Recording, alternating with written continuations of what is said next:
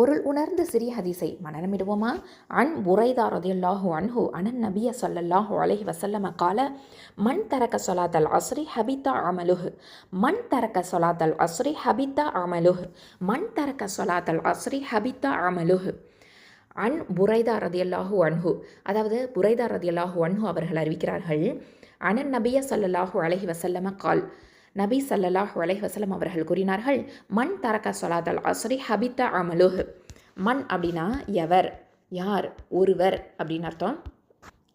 தரக்க விட்டு விடுகிறார், தவிர்க்கிறார், சொலாத்த தொழுகையை, அல் அஸ்ரி அசர் தொழுகையை, ஹபித்தா அழிக்கப்படும், நீங்கிவிடும், அமலுஹு அவரது செயல்கள். இது எப்படி பொருள் கொள்ளணும்? அசர் தொழுகையை விட்டு விடுகிறவரின் செயல்கள் நிச்சயமாக அழிந்து விடுகின்றன. யார் அசர் தொழுகை விட்டு விடுகிறாரோ அவரது அனைத்து நற்செயல்களும் அழிந்துவிடும். அதாவது தொழுகையை தவிர்ப்பது அப்படிங்கிறது மிகப்பெரிய பாவம்.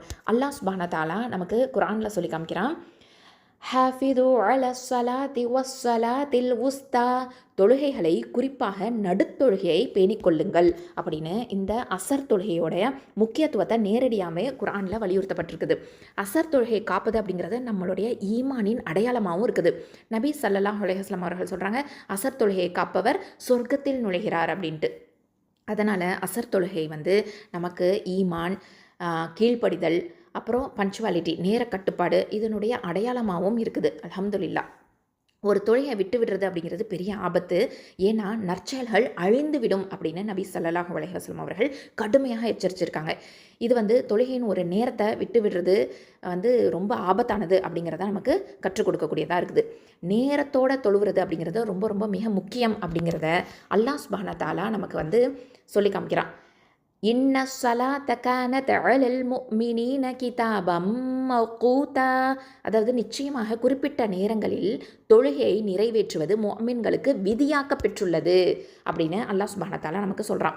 அப்போது குறிப்பாக அசர் தொழுகை நாளின் கடைசி பகுதியாக இருக்குது, ரொம்ப பிஸி நேரமாக இருக்கும். அதனால் அதிக நன்மை உள்ள நேரமாகவும் இருக்குது. குடும்பத்தாருக்கு தொழுகையோட முக்கியத்துவத்தை நம்ம சொல்லிக் கொடுக்கணும். அதாவது குழந்தைகள்லேருந்து நம்ம சொல்லிக் கொடுக்கணும். இதனால் அசர் போன்ற முக்கியமான தொழுகைகள் பாதுகாக்கப்படும். குடும்பத்துடைய ஒரு கடமையாகவும் இது இருக்குது. அசர் தொழுகை அல்லாஹுடைய பாதுகாப்பை தரக்கூடியதாக இருக்குது.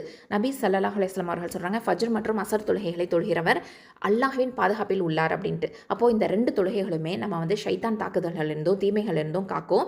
ஒரு பாதுகாப்பு குடை மாதிரி இருக்கும். அல்ஹம்துலில்லாஹ்.